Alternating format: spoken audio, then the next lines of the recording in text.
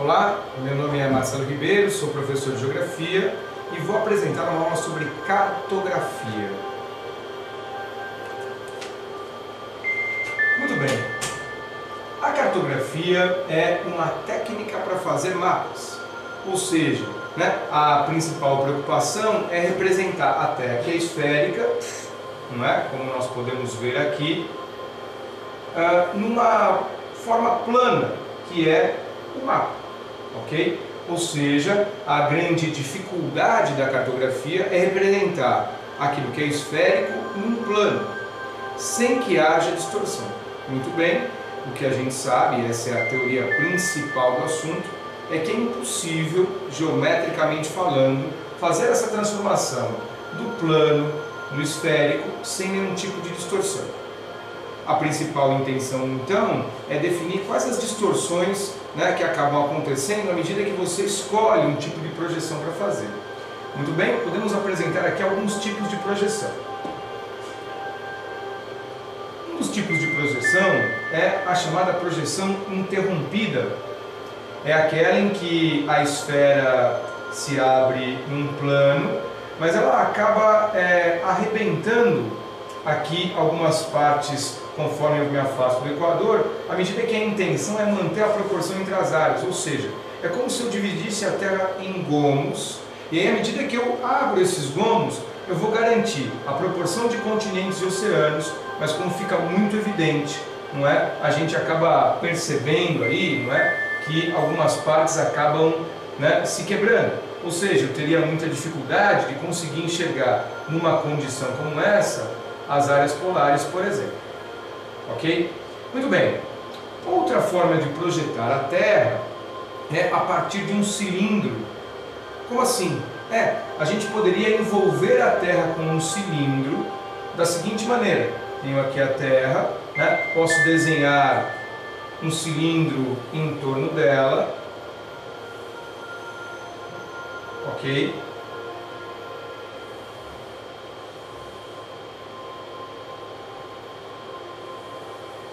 Tenho aqui então um cilindro, o cilindro envolve a Terra, não é? E a técnica principal significa projetar paralelos e meridianos, ou seja, as linhas imaginárias que compõem a Terra, elas podem estar identificadas aqui. Então, por exemplo, tenho aqui uma linha imaginária, outra e outra, e aqui os paralelos, ok? Qual é a ideia?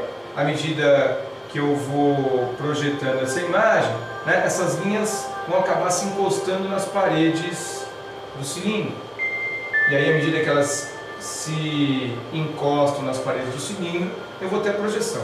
Repare que essa área está tangenciando a Terra, a área próxima à linha do Equador. E à medida que eu vou em direção aos polos, o que vai acontecer é que a distância entre a esfera e o cilindro vai aumentando. Muito bem, então como é que ficaria isso numa projeção? Aparentemente, isso acontece de maneira perfeita, ou seja, eu transformei a esfera num plano, mas fica muito evidente que essas áreas polares, elas aumentam de tamanho de maneira significativa. A gente tem uma outra forma de mostrar isso aqui, que eu acho que fica mais evidente.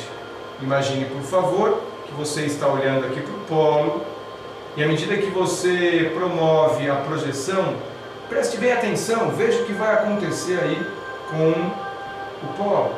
O polo se abre e amplia significativamente a sua área e acaba definindo, então, uma distorção nas áreas polares, tanto no hemisfério norte quanto no hemisfério sul.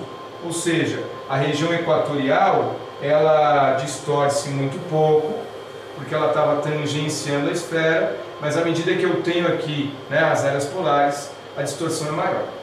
Muito bem, uma última apresentação, uma última possibilidade de projeção, são as chamadas projeções cônicas. E o raciocínio é o mesmo, ou seja, eu usaria aí um cone tangente aí à Terra, e a partir desse cone eu poderia fazer exatamente uma projeção. Ou seja, eu teria a condição de projetar pelo menos um hemisfério de cada vez. Vão haver distorções? Claro que sim. Normalmente em que áreas? Essas distorções vão ser maiores aí, né, junto à região equatorial e também junto à região polar. Essas áreas aqui, olha, né, na chamada zona temperada ou intermediária, é que acabam por estar em contato com o cone, distorcendo menos. Vamos ver como é que fica? Pois bem, temos aí então a chamada projeção cônica. Repare que a gente consegue aí, não é, imaginar uma parte da Terra de cada vez, e aí eu consigo ver meia esfera, mas eu acabo distorcendo um pouquinho o Equador e um pouquinho os polos. É isso. Está aí uma demonstração de uma aula de cartografia.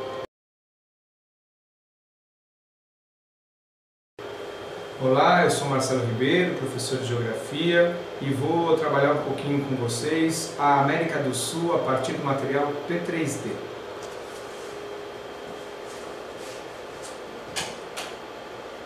Muito bem, o material P3D permite a gente trabalhar algumas informações aí da América do Sul.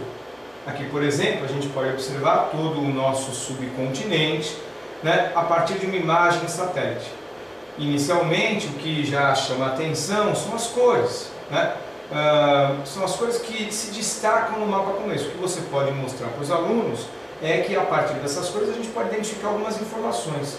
Por exemplo, né, a presença da nossa floresta amazônica, né, esse tom mais escuro. Assim como é possível observar também, não é, a presença com destaque aí da Cordilheira dos Andes, não é, que corta o nosso continente de norte a sul, inclusive nessa região, né, mais ao sul aí do continente, até a presença da neve, né, que é uma marca registrada em função da altitude e da latitude. Muito bem, a ideia é aproveitar então o material para trabalhar algumas informações interessantes, como por exemplo a hidrografia. O que a gente pode falar da hidrografia? Muito bem, esse mapa mostra as bacias hidrográficas do Brasil. E a gente sabe que a perspectiva das bacias hidrográficas vem a partir do relevo. Nesse outro mapa, cada cor indica uma altitude do relevo. E normalmente, em sala de aula, a gente pode mostrar para os alunos que a partir dessas cores mais escuras, que indicam regiões mais altas, se definem as bacias hidrográficas. Ou seja, né, a gente tem o relevo como uma espécie de divisor de águas, não é? Que separa as bacias hidrográficas. Agora, claro que é muito mais interessante se a gente puder fazer essa mesma demonstração a partir do material tridimensional. Como assim? Vamos tentar observar de novo o mapa das principais bacias hidrográficas, não é? Caracterizando aí um pouquinho a nossa aula. Então, por exemplo, vamos pegar logo a bacia amazônica, que é considerada a bacia mais famosa, a bacia mais importante, né? E que abrange toda essa região.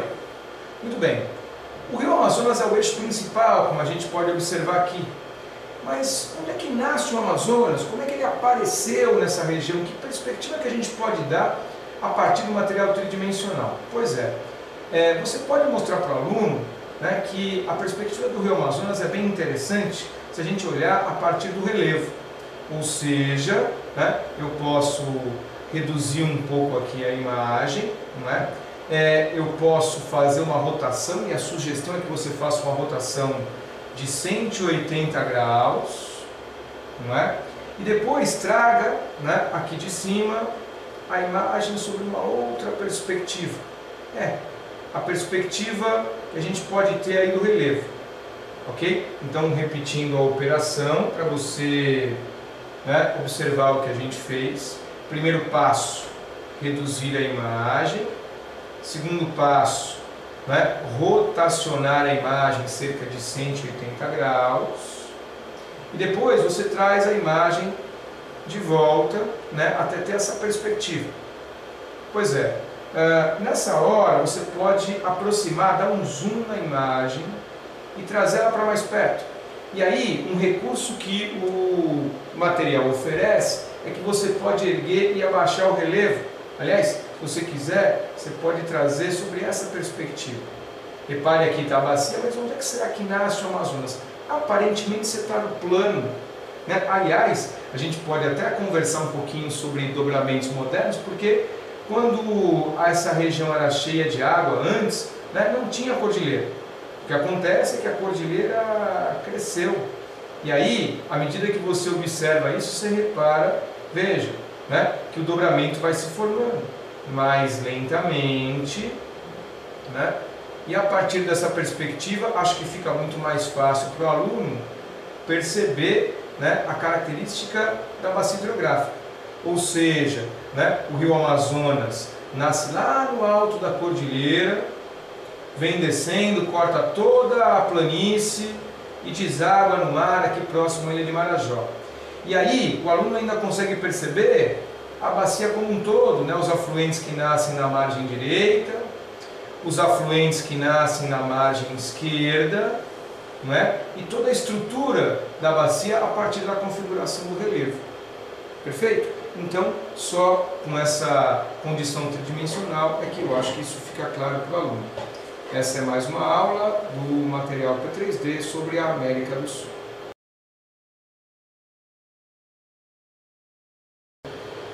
Olá, meu nome é Marcelo Ribeiro, sou professor de Geografia e vou apresentar para vocês uma aula sobre fases da Lua usando o material P3D. Muito bem. Uma das coisas que o material P3D permite é que a gente possa observar, não é, as três dimensões da relação Sol, Terra e Lua para poder trabalhar todos esses movimentos da Lua. Na verdade, a gente tem aqui a relação do Sol, bem aqui ao centro da nossa projeção, a Terra e a Lua girando em órbita em torno dela. Vamos ver isso sob uma outra perspectiva. Então vamos lá, né? Terra, Lua, Sol. E a cada movimento, quer dizer, a cada vez que a Lua dá essa órbita em torno da Terra, ela assume uma posição que indica uma das suas fases. Normalmente a gente indica 4 fases. Eu vou começar mostrando justamente essa fase em que a Lua fica entre a Terra e o Sol. Muito bem, essa é a perspectiva. O Sol tem luz própria, a Lua não tem luz própria e a Terra também não tem luz própria. Então, se a gente tiver essa situação, quem é que está iluminado? Vamos dar uma olhadinha qual seria a perspectiva a partir do Sol. Pois bem, o Sol está iluminando, a Terra está aqui e a Lua na frente. A gente pode até aproximar um pouquinho mais a imagem para você enxergar isso. Então aqui a Terra e a Lua, ela está à frente da Terra, tá certo? O Sol então veria essa situação. Agora olha que interessante, né? Da perspectiva do Sol, a Lua está iluminada e a Terra também. Mas e da perspectiva da Terra, que é a nossa, né? Qual seria a visão que a gente tem? Pois é, da perspectiva da Terra, a imagem que a gente tem é de não ver a Lua. Nessa fase que a gente não vê a Lua, ela se chama Lua Nova. Não é? Por quê? Porque ela nasce junto com o Sol e se põe na hora que o Sol se põe. Mas professor, a Lua está aqui? Está sim, né? A gente pode reparar que a Lua está aqui, ó. Tá vendo? Ela está aqui e a Terra está lá ao fundo. Olha lá, não é? Ou seja, a Lua está aqui sim. O problema é que aqui da Terra a gente acaba não conseguindo enxergar. Por quê?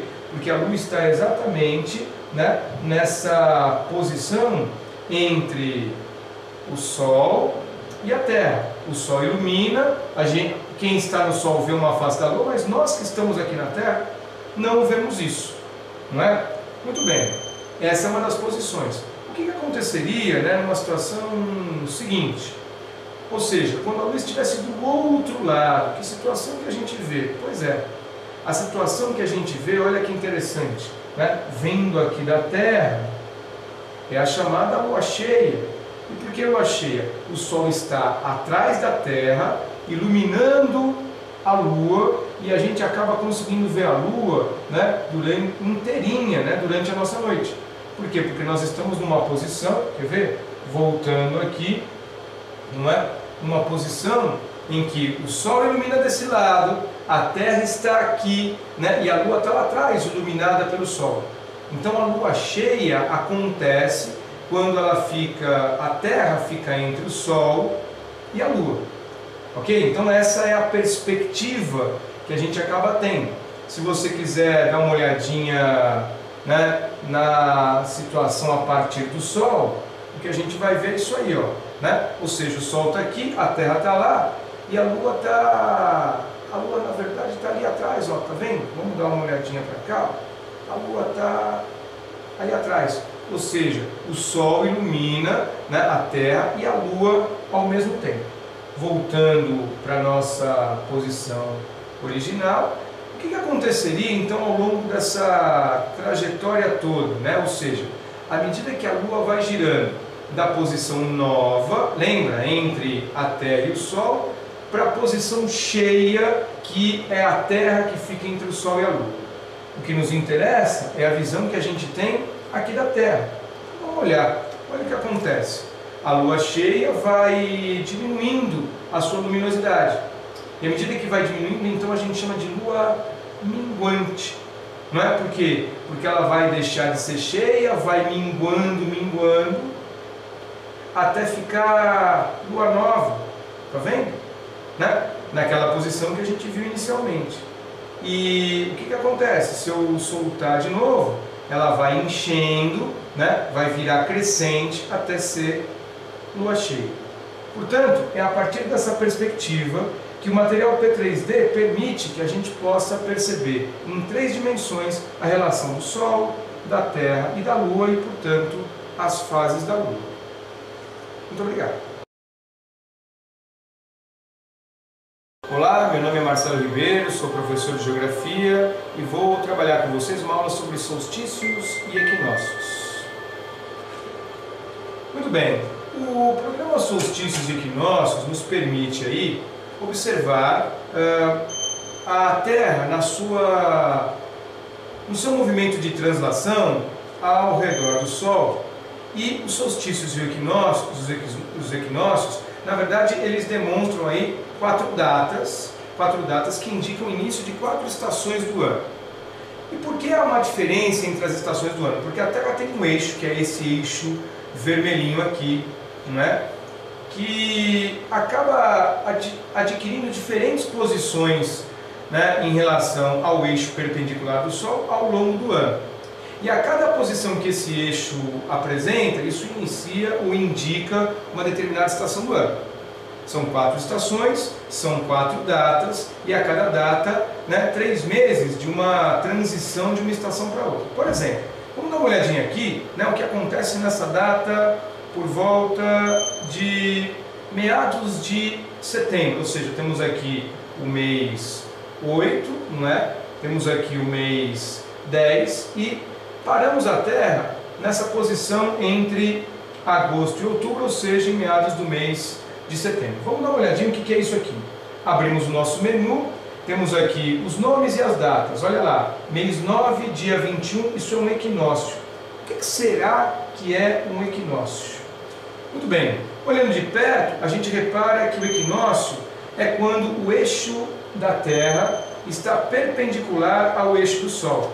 Repare que, como o Sol está iluminando desse lado, ao longo dos dias e das noites há uma diferença, né? Quer dizer, esse lado iluminado com o eixo perpendicular vai mostrar os dois lados ao mesmo tempo. Quer ver? Vamos desenhar em cima, acho que fica mais fácil de você compreender.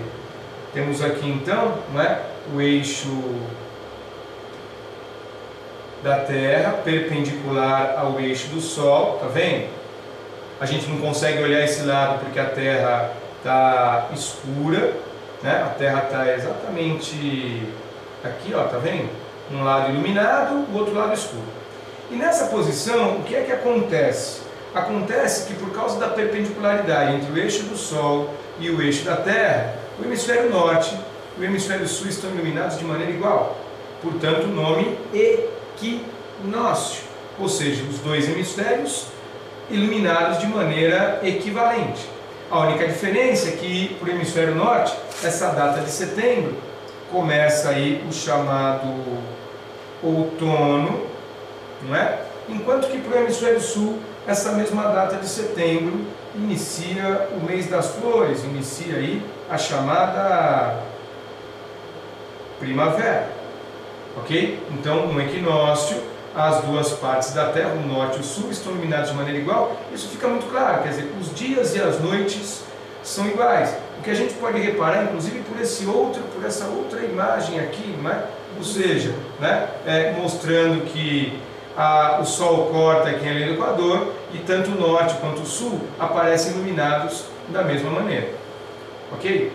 A gente volta para o nosso movimento do espaço, vendo a Terra circular naturalmente, né, em torno do Sol ao longo do ano, não é? E aí, quando chegar aqui em dezembro, na próxima estação, o que será que vai acontecer? Pois é, vamos dar uma olhadinha nisso. O eixo mudou de posição. Dessa maneira a gente não consegue ver, mas a gente de novo abre o nosso menu, procura a data e vê que por volta do dia 21 de dezembro nós temos um solstício. E no solstício, repare que a Terra vai estar iluminando, ou vai estar iluminada pelo Sol de maneira diferente. Olha aqui, ó, que você vê que a linha do Equador não está mais perpendicular ao eixo do Sol. Quem está perpendicular ao eixo do Sol é o Trópico de Capricórnio. Não é? A gente volta a escurecer, o movimento de rotação continua acontecendo e a gente repara que há uma diferença na iluminação. Vamos desenhar um pouquinho em cima disso aqui, ó. Repare, né? Nós temos aqui os eixos. Vamos pegar aqui, né, esse eixo que estaria perpendicular, não é? Então, o eixo perpendicular aqui. A Terra teria, né, então, esse eixo do Sol também está cruzando essa linha aqui. Para quem não consegue enxergar a Terra, não é? Vamos imaginar a Terra mais ou menos por aqui, ó, tá vendo? A gente tem essa posição aqui da Terra, ok? E aí, como é que ficaria o eixo de inclinação? Pois é, o eixo de inclinação, ele está aqui, ó, tá vendo? Ele está cruzando aqui e do mesmo jeito ele cruza aqui, aqui é a linha do Equador. E olha que interessante, a gente consegue provar que o eixo de inclinação da Terra forma um ângulo, tá vendo? Este ângulo aqui, ó, é um ângulo de 23 graus aproximadamente, que é justamente a inclinação que o eixo da Terra está em relação ao eixo perpendicular do Sol.